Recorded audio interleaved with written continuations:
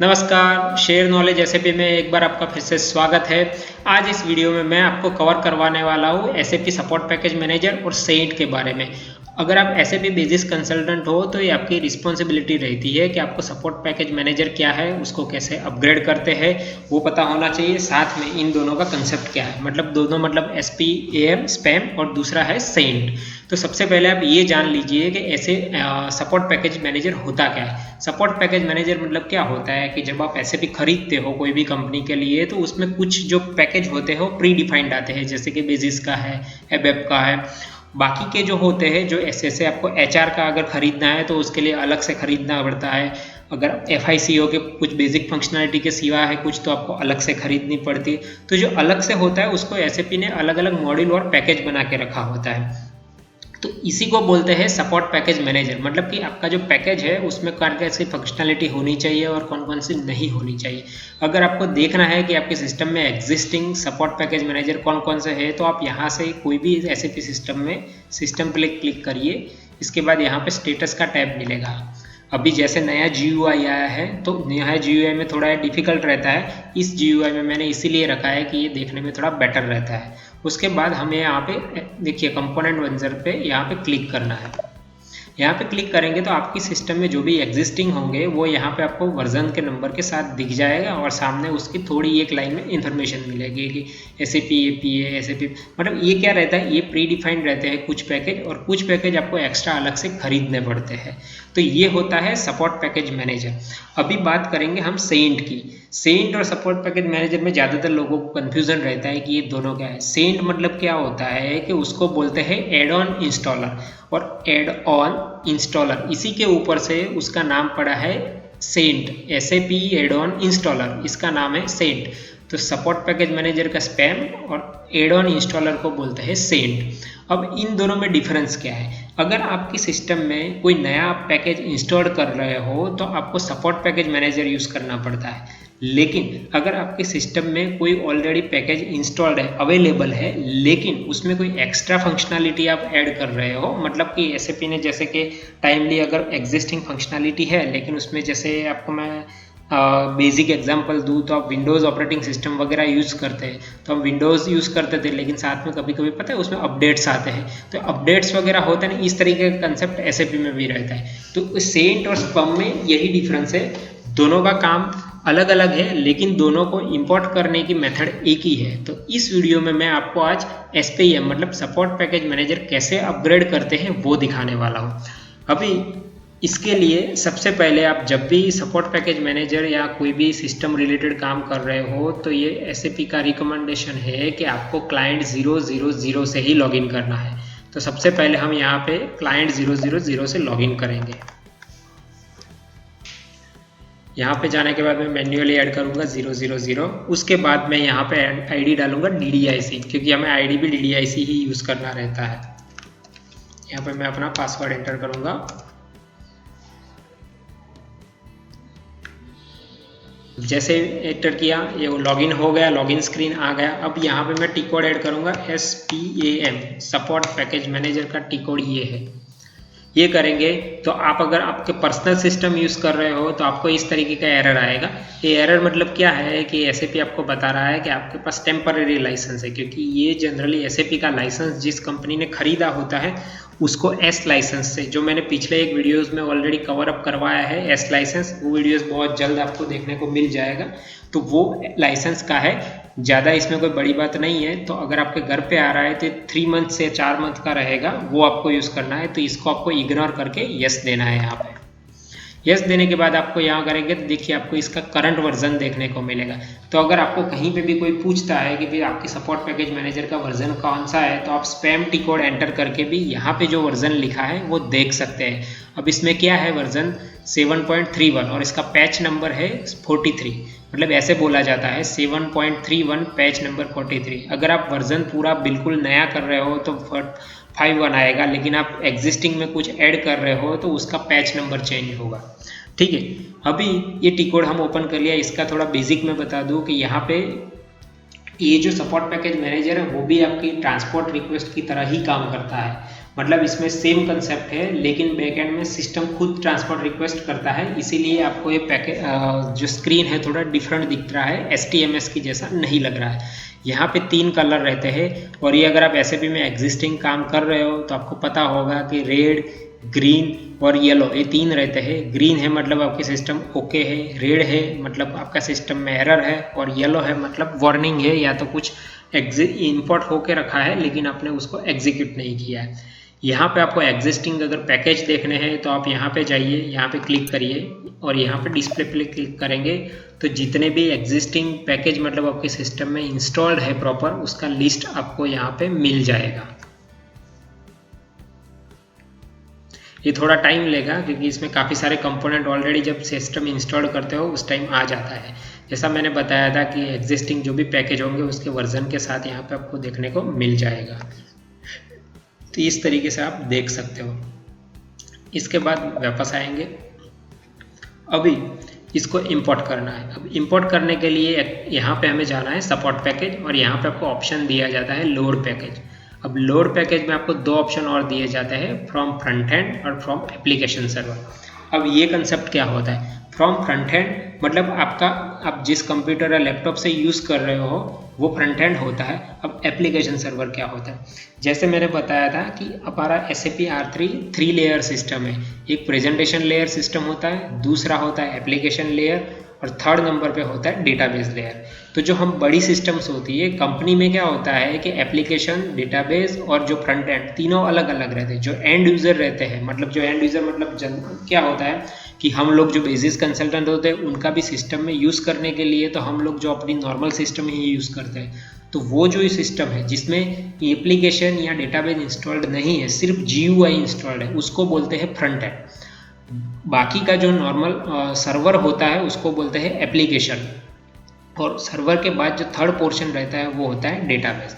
अब यहाँ पे आपको 2 ऑप्शन दिए जाते हैं SAP की ओर से, फ्रॉम फ्रंट एंड और फ्रॉम एप्लीकेशन सर्वर। अब फ्रंट एंड और एप्लीकेशन सर्वर में कैसा रहता है कि आप अगर कोई पैकेज है तो आपकी सिस्टम में, जैसे आपने SAP के लॉन्च पैड से कुछ भी डाउनलोड करके रखा है तो आपकी सिस्टम में आपने रखा है, तो आपकी सिस्टम से आप अगर लोड करना चाहोगे तो उसको फ्रॉम फ्रंट एंड एग्जीक्यूट करते हैं। और अगर आप सर्वर पे मतलब आप उसको डाउनलोड करके सर्वर पे कॉपी करके मूव कर देते हो तो आपको फ्रॉम एप्लीकेशन सर्वर सिलेक्ट करना पड़ता है। अभी एक कन्फ्यूज़न आपको ये भी होगा कि क्या आप सारे पैकेज फ्रंट एंड में रख सकते हो या नहीं रख सकते। अब SAP की रिकमेंडेशन ऐसी है कि कोई भी पैकेज अगर 10 MB के ऊपर से साइज़ का है, मतलब 10 MB या उससे ज़्यादा का साइज़ का है, तो SAP रिकमेंडेड करता है आपको ये पैकेज एप्लीकेशन सर्वर पे रखना है, फ्रंट एंड पे नहीं रखना है।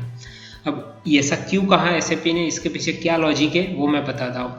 कि नॉर्मली क्या होता है कि एप्लीकेशन सर्वर और आपके जो फ्रंट एंड के बीच में क्या होता है, जो भी डेटा ट्रांसफ़र होता है वो नेटवर्क के थ्रू होता है, क्योंकि आपने आपकी कंप्यूटर जो SAP GUI है, अभी जैसे कि मैं आपको बता सकता हूँ यहाँ पे मेरा GUI है, तो मेरे GUI में देखिए मैंने यहाँ पे IP एड्रेस डाला है। मतलब ये IP एड्रेस किस चीज़ का है कि जहाँ पे मेरा सर्वर एक्सेस होता है, तो सर्वर कहीं और है। तो अगर मैं बड़ा पैकेज फ्रंट एंड पे रखूँगा और वहाँ पे मैं जब इसको लोड करूँगा तो लोड होने के बाद ये एप्लीकेशन लेयर उसको ग्रैब करेगा और उसके बाद वो डेटाबेस में जाएगा, तो इसकी वजह से नेटवर्क पे लोड पड़ेगा।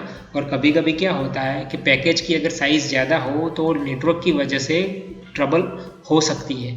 इसीलिए SAP ये रिकमेंडेड करता है कि अगर आपका पैकेज 10 MB से छोटा है तो आप फ्रंट एंड पे रख के कीजिए, लेकिन अगर आपका पैकेज की साइज़ बड़ी है तो आपको उसको बेटर है कि एप्लीकेशन सर्वर पे लाया जाए, क्योंकि फ्रंट एंड से वो कॉपी होकर फाइनली तो जाने वाला है एप्लीकेशन सर्वर पे ही। तो बेटर ऑप्शन यही है कि आप पहले से ही उसको एप्लीकेशन सर्वर पे रखिए।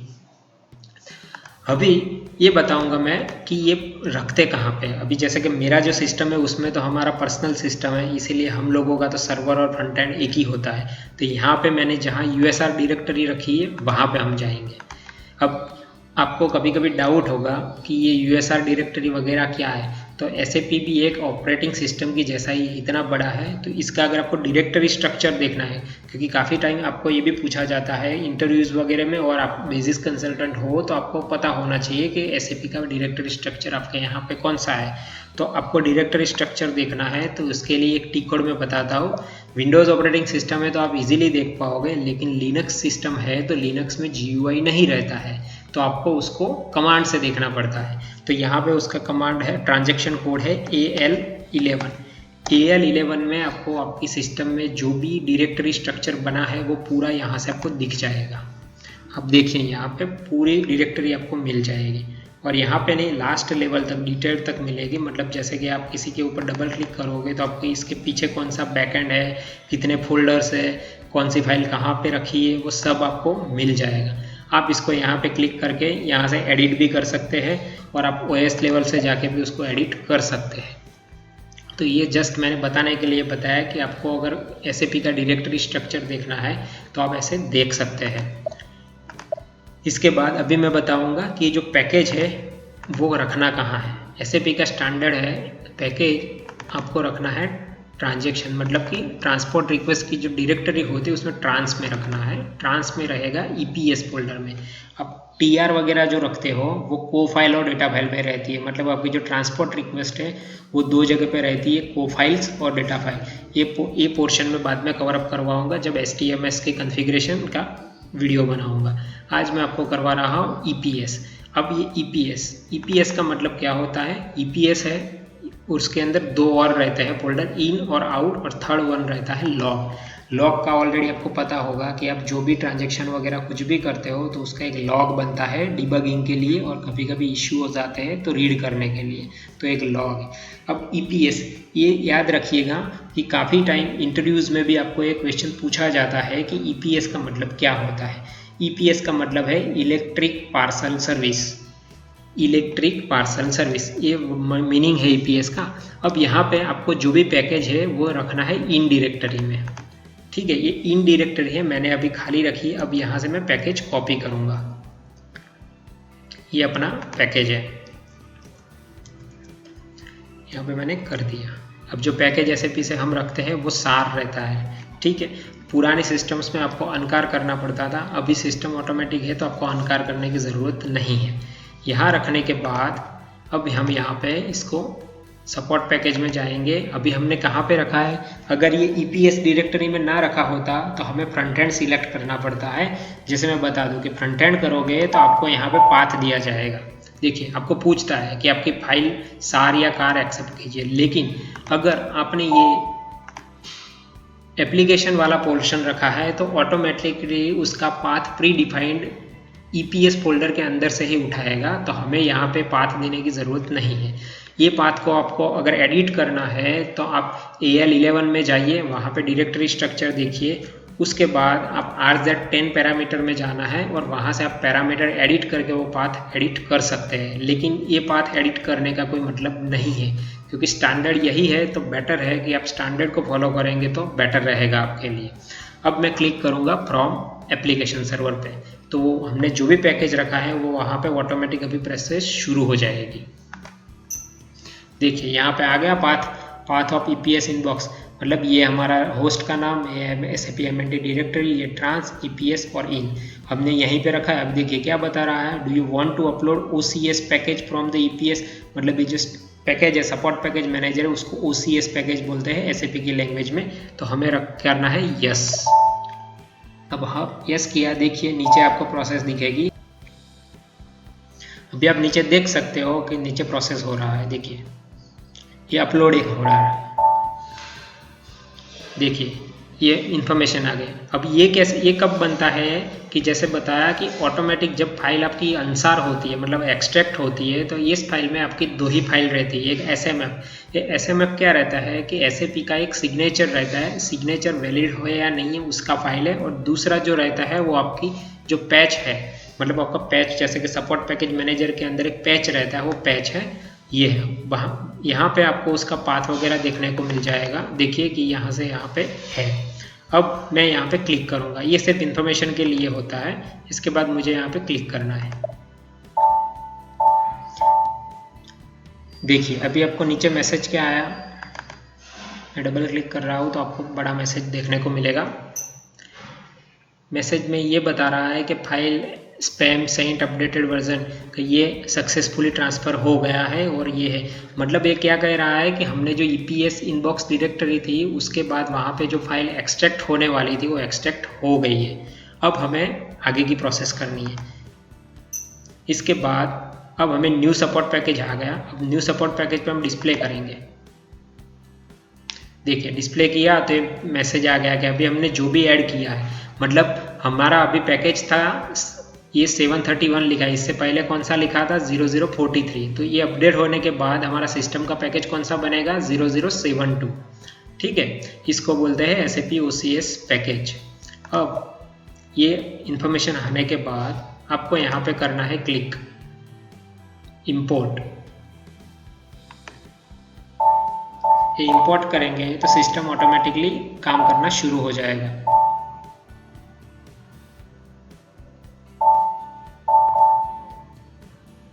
ये भी प्रोसेस चल रही है इसमें।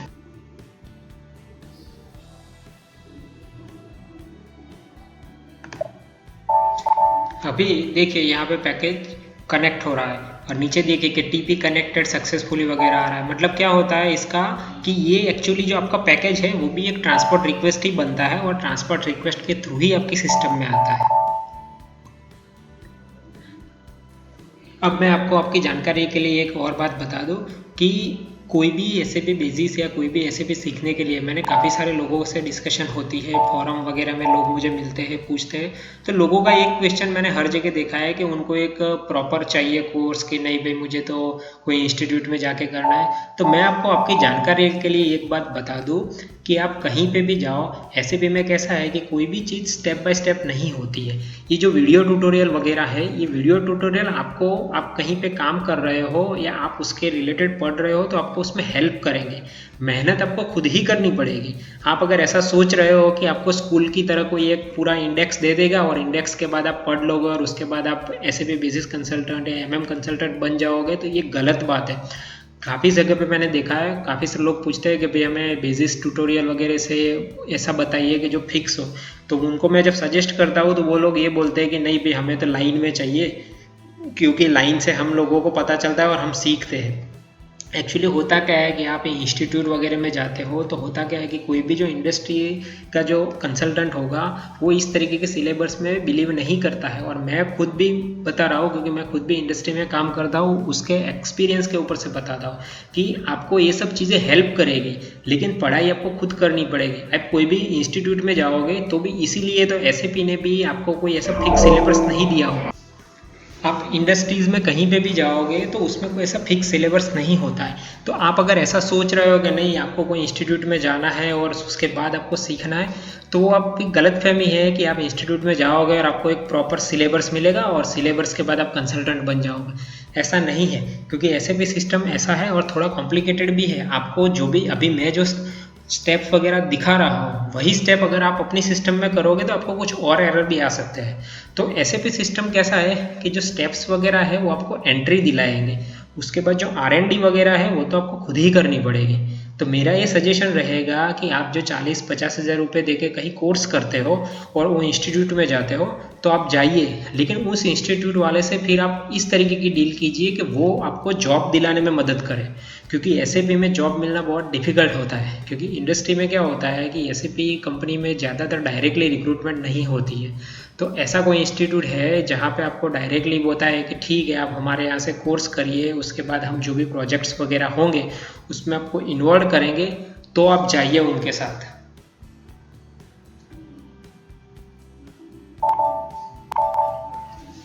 अभी आप देख सकते हो कि ये कंप्लीट होने वाला है, क्योंकि इसका जो TR वगैरह था वो कम्प्लीटली इंपोर्ट हो गया है। अभी देख सकते हो फास्ट हो गया। अभी ये एरर आ गया है तो एरर का कोई ऐसा मतलब नहीं होता है, क्योंकि कभी कभी क्या होता है कि एरर चेंजिंग के टाइम पे आता है। तो एक बार इसको फिर से हम देख लेंगे हमारा पैकेज सक्सेसफुली हुआ या नहीं हुआ, क्योंकि कभी कभी ऐसा होता है कि एक प्रोग्राम एग्जीक्यूट होता है उसके बाद दूसरा प्रोग्राम एग्जीक्यूट होने के टाइम पे वो पुराना प्रोग्राम चेंज हो जाने की वजह से भी एरर आ सकता है। तो पहले हम ये देखेंगे कि हमारा जो पैकेज का जो काम था वो सक्सेसफुल हुआ या नहीं हुआ।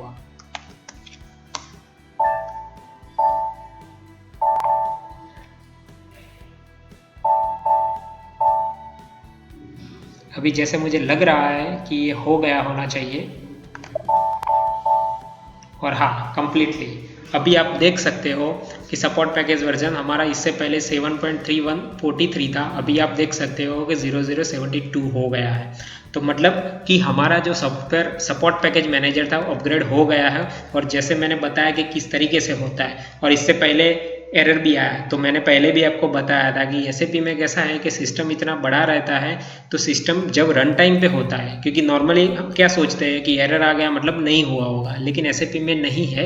एसएपी में आप जैसे जैसे काम करोगे वैसे वैसे आपको एक्सपीरियंस होता जाएगा। मुझे एरर आया तो मुझे इतना हड़बड़ाहट नहीं हुई, क्यों? क्योंकि मैं इस तरीके के इश्यूज से काफ़ी परिचित रहता हूँ, इतने बहुत सारे इश्यूज मैंने हैंडल किए हुए हैं, इसलिए मुझे पता है कि इस तरीके के इश्यूज आते हैं। तो कभी कभी क्या होता है कि एक प्रोग्राम मानो कि एग्जाम्पल के तौर पर रनिंग में है, और वही प्रोग्राम अगर अपडेट हो जाता है, तो उसके बाद जब वो प्रोग्राम अपडेट हो गया तो उसका एड्रेस होता है जो बैकएंड पे सिस्टम लेवल पे वो चेंज हो जाता है। तो जब एसएपी वही प्रोग्राम को एग्जीक्यूट कर मतलब कॉल करने की कोशिश करेगा तो वो एड्रेस उसको नहीं मिलेगा, उसकी वजह से भी वो एरर दे देता है। ये सब चीज़ें आपको कब पता चलेगी? आप जैसे जैसे काम करोगे, 7-8 साल के एक्सपीरियंस हो जाएगा, उसके बाद आप इस तरीके की इशू से परिचित हो जाओगे। तो इस तरीके से आप एसएपी में पैच अपग्रेड कर सकते हो।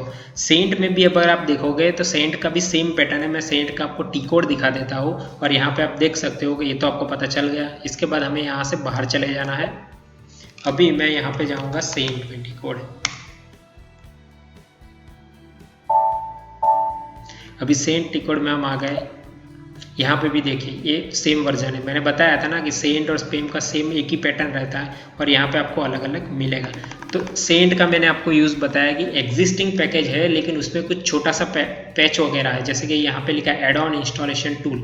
तो सेंट और स्पैम दोनों ऑलमोस्ट साथ में चलते हैं, इसीलिए कई सारी जगह पे आपको ये पैकेज भी साथ में देखने को मिलेगा। जैसे कि आप यहाँ पे देख सकते हो स्पैम में, देखिए स्पैम में भी साथ में ही लिखा रहेगा।